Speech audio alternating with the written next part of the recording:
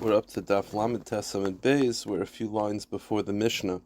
So in the previous Mishnah, there was a three-way machloikes between Tanakama, Rabbi Eliezer, and Rav Yosi regarding if the shaychet does not have avodah zarah intention, but the owner does that invalidate the carbon? Rav Yosi's shita is we only go by the shaychet. I don't care about the owner. And Rav Yehuda Mishmuel halacha Rav Yosi. The halacha follows Rav Yosi. So the Gemara brings a story that backs this up. Hanutia da'asi l'tzukinya. There were these Arab merchants who went to a place called Tzukinya. Yoiv dichra l'tavche Yisrael. So they gave Jewish butchers rams to shecht. Rashi explains that these Arab merchants were makbid on like halal meat. They were makbid on kashrus. So it's owned by Arabs, but they gave it to a Jewish butcher. Obviously, the Jewish butcher is not thinking of the Zara. Dam of Amarluhu. So they said to the butcher, Dam of They said, you can keep the meat and you can keep the hide. All we want is the blood and the fat. Now, so they're saying they don't need, all they need is the blood and the fat. Obviously, what do they want the blood and the fat for? Obviously for avodah zarah. Because if they were interested in eating it, they wouldn't give away all the meat.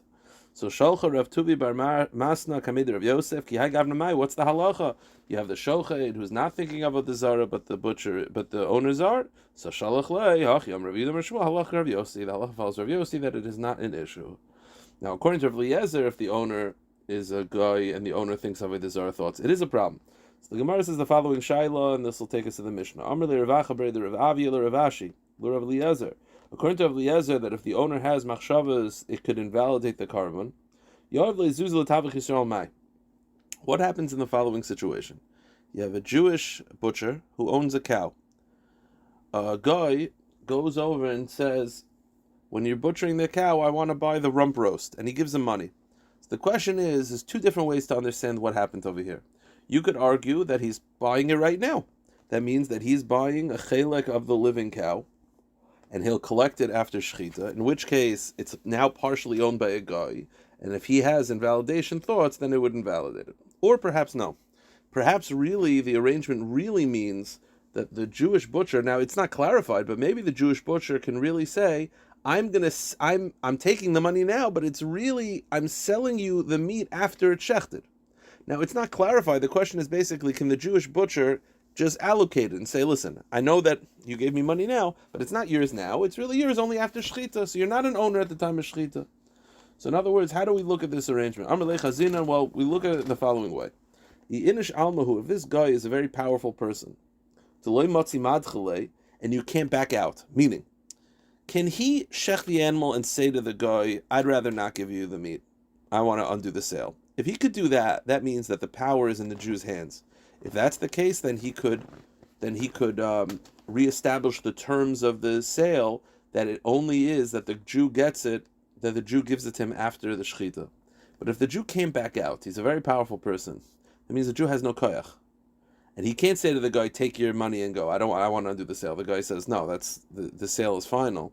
Then, if that's the case, then we have to be chayshish that perhaps the guy is getting a chelik of the living animal, and he's considered a part owner, and therefore his machshava wouldn't validate it. But if he's not a powerful person, then the Jew can say to the guy, take your head and take the mountain, meaning bang your head against the mountain. Take your money back or not.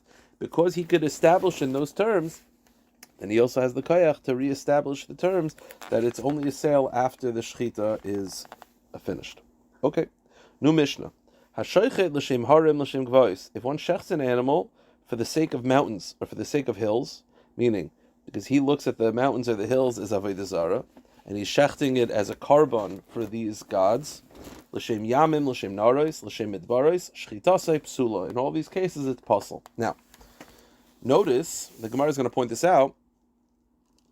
It doesn't say that the meat is a carbon for avodah zarah that's asur b'hana.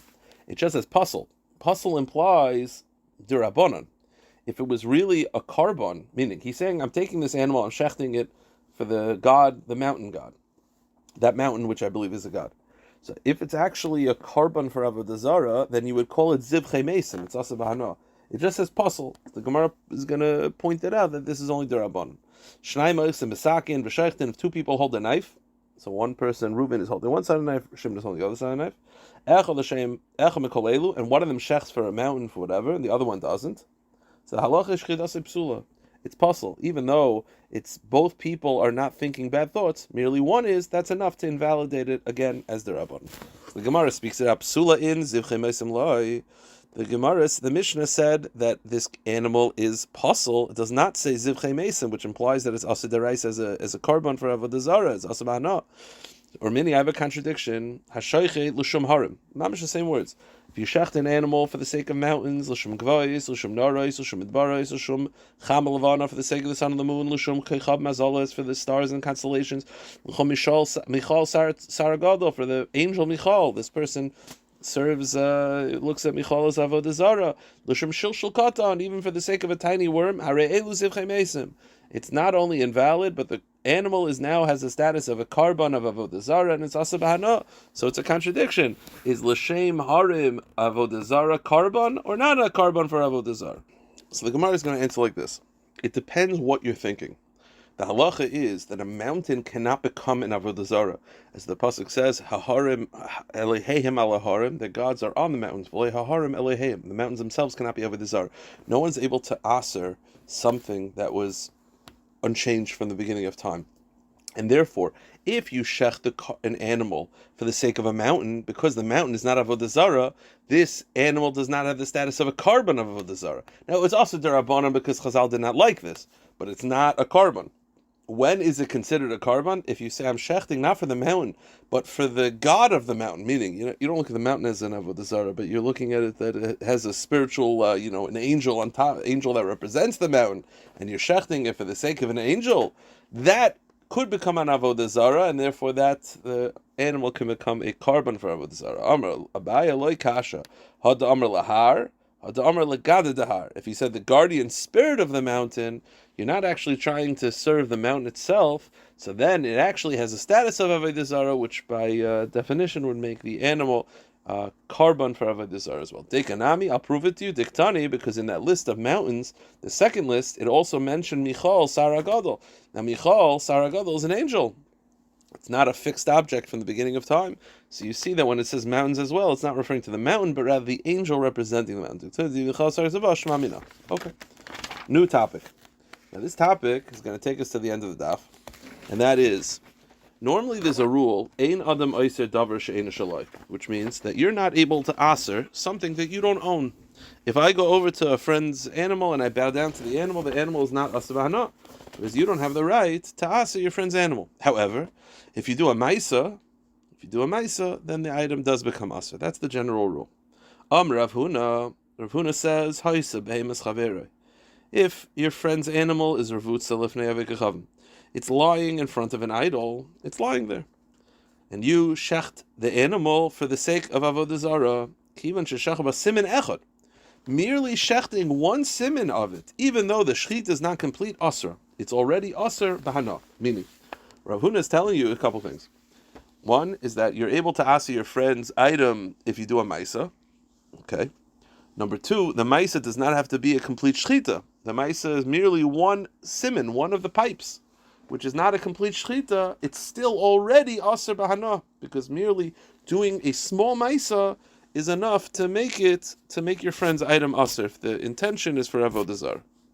Now the Gemara is going to clarify. The Gemara says this shita of Rav Huna is savralaki hadam Ula Rav Yochanan. This Rav Huna follows the view of Rav Ula. What did Ula say? Ula spoke it out. Even though if you bow down to your friend's animal, you don't aser it because you don't have the right to aser your friend's items. But asa b'maisa asra. But if you do a maisa, you're able to aser your friend's items. So Rav Huna, who said that if you shecht one simin, it's already aser, that follows Ula. Now the Gemara is going to point out, Ula did not even say one simin. The truth is, one simin should be lav dafka. Any action, any maisa on your friend's item should be able to aser it. So when he said one simin, the Gemara will clarify, is that really one simin or even a small amount? Because he's following Ula. Ula was saying any maisa should be it. Okay, so you're telling me that even though you don't complete the whole shechita, you just do one simin, that itself is enough to aser the behema as avodah zara. Here's the question. A Svei Rav Nachman Rav Huna. Rav Nachman asked Rav Huna the following question. The Brisa says like this: Hashoichet chatas b'Shabbos.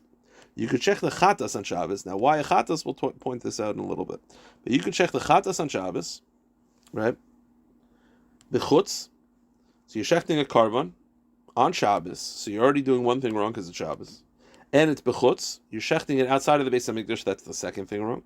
And avodah zara. You're shechting it for avodah zara. The halacha is chayiv shalosh chatos. You're chayiv 3 chatases. So you're chayiv for being mechal Shabbos. You're chayiv for being mechalel Shabbos. You're chayiv for bringing a carbon outside of the Beis HaMikdash, and you're chayiv for shechting for avodah zara purposes. Now, let me just speak this out. You're only going to be chayiv these 3 things if they're all happening at the same time.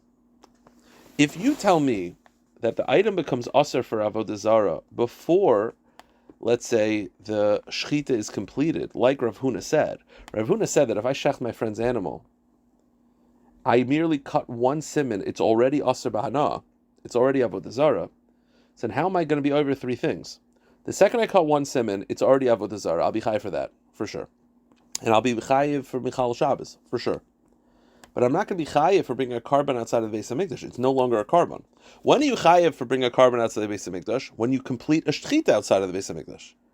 But over here, by the time you complete the shechita, it's already avodah zara. Meaning, in order to be chayiv for shchutei chutz, and for avodah zara, it has to be they're happening at the same time. Because if the avodah zara happens first, then by the time you get to the carbon being completed, it's no longer a carbon. So how could Rav Huna say that you're chayiv for avodah zara, that it becomes aser for avodah zara after one siman? The only way for this to work is if the shechita, if the avodah zara and the shechita complete at the same time. But if you're telling me that it's aser after one siman, then how are you chayiv for both shchutei chutz and for avodah zara? It becomes avodah zara after one siman, it becomes shchutei chutz after 2 simanim, but at that point it's no longer a carbon. It's avodah zara. Says the Gemara, V'yamre kivan sheshacha b'siman echad asra, ashchutei chutz loy mechayiv. Go to the next page. Why? Mechatich b'afaru. Because at that point you're just cutting earth. Meaning, once you cut one siman, it's already avodah zara. Then you're not going to be chayiv for shchutei chutz. It has to be the shchutei chutz and avodah zara happening at the same time. And the shchutei chutz is after 2 simanim, right? Always, because it's at the end of the shechita. And avodah zara is after 1 siman. It's not working. So the Gemara gives a couple answers. Amrav Papa, hacha b'chatas ha'if askina debukule hadi adadi kasi. Answer number 1 is that it is happening at the same time. Why? When is it avodah zara? After 1 siman. That's what Rav Huna said. When is it shchutei chutz? After 2 simanim. So the answer is we're talking about a chatas ha'if. It's a chatas ha'if. A bird chatas, you only have to do malik on 1 siman. So the case is where you did 1 siman. So you now, because you did 1 siman, it's now avodah zara. But it's also completing the shechita of the carbon because 1 siman is all you need to cut for a chatas ha'if. So it's happening at the same time. It says the Gemara, wait a minute. Michti Rav Huna kaman amar l'shmaite ka'ula v'ula ma'isa kol du kamar. When you're assuming that when he said 1 siman, it means a full 1 siman. So we said if it's a full 1 siman, how do you have the avodah zara and the shchutei chutz at the same time? So he said it's a chatas ha'of. 1 siman is avodah zara and 1 siman is chatas ha'of. The problem is Rav Huna really is following Ula. Ula didn't say 1 siman. Ula said any maisa. So the truth is it should be a fraction of a siman. A half of a siman, merely cutting 10% of the neck of the animal should be enough. So now we're back to the original problem. If cutting, let's say 25% of 1 pipe is already enough to make it avodah zara, but it's only shchutei chutz when you finish by a bird 1 pipe or by an animal 2 pipes, how is it happening at the same time? And it can't become the avodah zara first because then it's no longer a carbon. So we said before it's 1 siman, but 1 siman is lav dafka. It's actually less than 1 siman. Says the Gemara, Rav Huna kaman amar l'shmaite ka'ula v'ula ma'isa kol du kamar. So the Gemara says, okay, I'll tell you an answer. Really, normally, merely cutting a little bit is enough to make it avodah zara. But the shchutei chutz happens later. So how do you reconcile this? This case specifically, you're taking the animal and you're saying, I don't want to do the avodah zara until I finish the entire animal. Meaning normally it's avodah zara when you cut anything. Over here specifically, you stipulated it's only avodah zara at the very end. So therefore, the shchutei chutz and the avodah zara are happening at the same time. It's a very easy answer. But says the Gemara, wait a minute, ihachi, my iri chatas lishman zevach. Now why does it have to be a chatas? Meaning, Let me speak this out, because Rashi has two different approaches. I'm going to go with the second approach of Rashi. Why did the Brisa specifically say that you shech the chatas on Shabbos chutz for avodah zarah? Why a chatas? Now chatas has two uniquenesses, because it could have said shlamim, could have just said a carbon. The chatas has two things that are unique about it. One is that there is a thing called the chatas of, which is a bird that you only have to cut 1/7. That's point number one. Point number two is that a chatas is something that is no longer owned by the owner. You see, a shlamim, the owner still eats part of the meat, so he's still an owner. A chatas, the second you're magdish it becomes Hashem's, and it's eaten by the Kohanim, so it's not mine anymore. So it's no longer mine. Now, why did the Brisa have to say that you shech the chatas? Specifically, a chatas b'chutz for avodah zarah. Now, if you're telling me that you have to cut 1 siman, okay, so it's a chatas of, but that's not. You're saying that's not the case anymore. Really, if you cut any little bit, it's avodah zarah. Let me ask you a question about a shlamim. How much of the shlamim, I own the shlamim, how much of the shlamim do I have to cut for avodah zarah to become avodah zarah? The answer is anything, tiny bit. The chatas is a chiddush. We got into this discussion because of Rav Huna, that Rav Huna said that not only by your own animal is any little maisa and avodah zarah, but if I go to my friend's animal and I do a small little bit, it's also avodah zarah. That's a chiddush. Before today's daf, I would have assumed that a small little act is not going to be enough to asa your friend's item. You have to do a chashav act. Comes Rav Huna, he says, no, even a small amount. So now think about it. Why did Rav Huna have to say chatas? Why did the Brisa have to say chatas? If it was because of the bird, fine, but we're not talking about the bird anymore.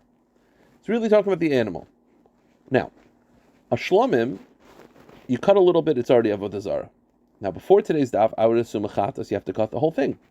So at that point, I would understand why I pick chatas. If I'm shechting a chatas, which is not mine because it belongs to Hashem, and when something doesn't belong to you, you have to do an entire act. So when is it avodah zarah? When you complete both pipes. When is it a chil Shabbos and shchutei chutz? When you complete both pipes. Okay, fine. Then it makes sense. But now you're telling me, comes Rav Huna, he says, no. Even when you cut a little bit, it's already avodah zarah. And what's the case? It's specifically a case where you stipulated that you only want avodah zarah b'gemar zvicha, but really a little bit. So then why did it have to be a chatas? It says chatas. That has to be, there's something special about a chatas. Until this point, there's nothing special about a chatas. According to Rav Huna, if you cut any little bit of any animal of your friends for avodah zarah, whether a chatas, shlamim, asham, doesn't matter, a little bit is already going to be aser. So why chatas? So what you say the case is where you specifically stipulated that you want the avodah zarah to be the gemar zvicha. It could be a shlam. Meaning, it's a very nice way you've explained the sugya with Rav Huna and the Mishnah and the Brisa, and it's a stipulation, very nice. But why does it have to be a chatas? It could be anything. So it says the Gemara, Ela Amar Mar Zutra Mishmei the Rav Papa. I'll tell you the case. Really, Rav Huna's right. If you cut a little bit, it's already going to be for avodah zarah, and it's your friend's items. It's already aser bahana. So how do you have the case where it's a chatas that I'm shechting for avodah zarah b'chutz on Shabbos? How does it all happen at the same time, right? If the avodah zarah is already at a little bit, then it's no longer a carbon. So when you complete the avodah, it's no longer a carbon. So how do you reconcile it? Don't tell me that it's a stipulation, because then it doesn't have to be a chatas. I need an answer that's very chatas based.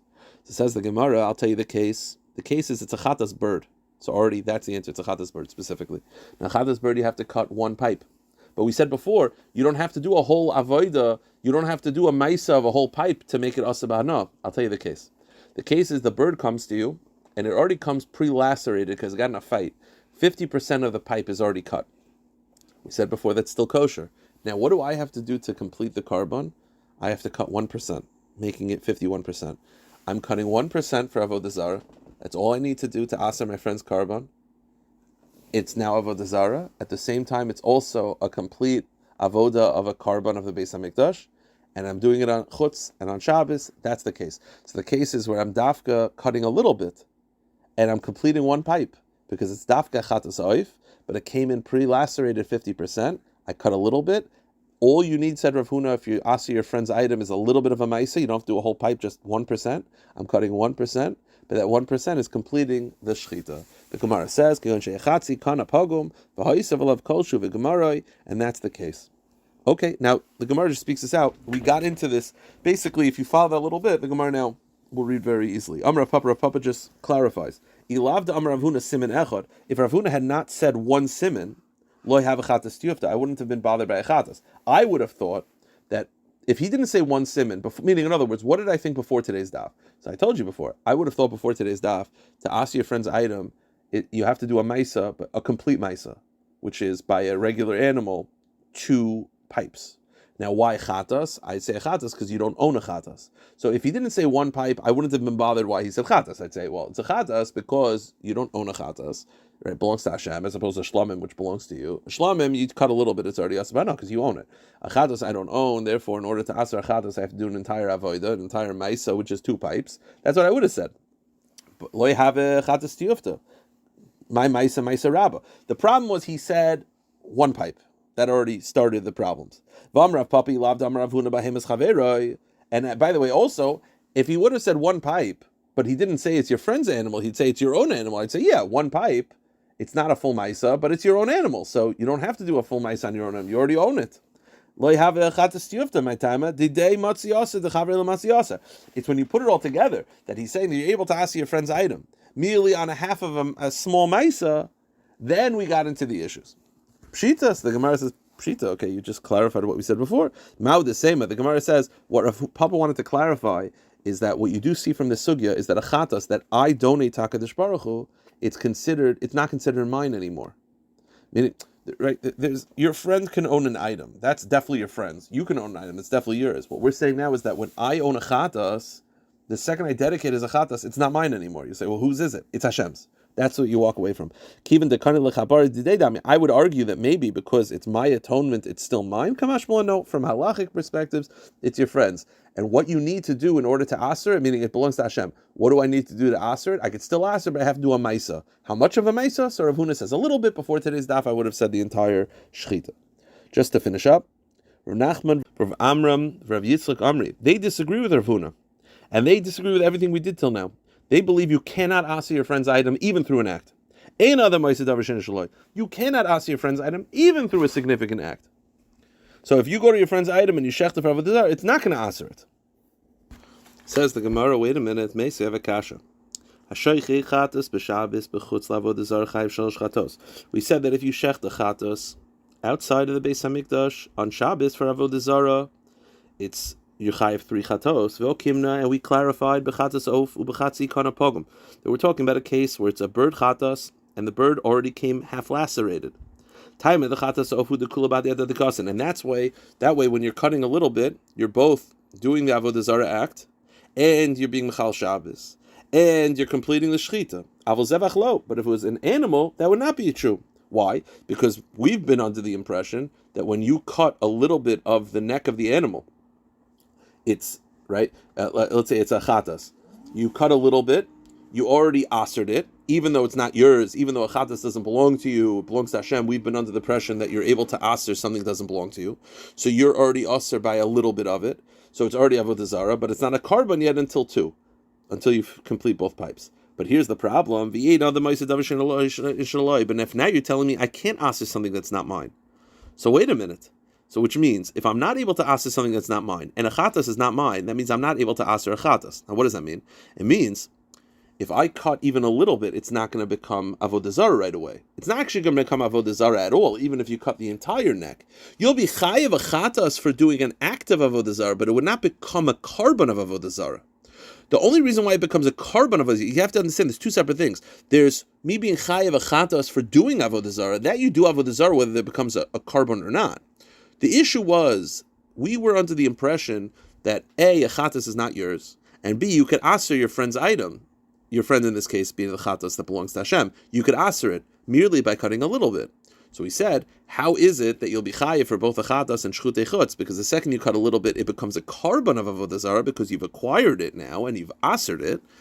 And then you're not going to be chayiv a chatas, you're not going to be shchutei chutz because it's not a carbon anymore. But now you're telling me which means you can cut a little bit, you can cut the whole neck. You're not going to make it a carbon. You're going to be, so that now let's go through the math. It's not yours because it's the chatas. Even though you own it, you get the atonement, it belongs to Hashem. You cannot ask your friend's item. I cannot make this animal into a carbon.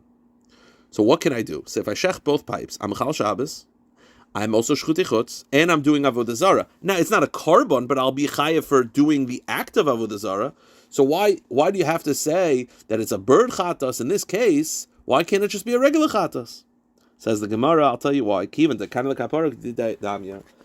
this math that you're doing is a little bit wrong. You're making the assumption that the chatas is not yours, and therefore you can't aser it unless, even if you cut the whole thing. That's not true. A chatas is considered yours. This whole premise that a chatas is not yours because it belongs to Hashem is not true. Because you get the atonement, you're actually the owner. Because you're actually the owner, if you cut merely a little bit, you're going to be able to aser it. Hence, it has to be a chatas ha'of. I will stop here.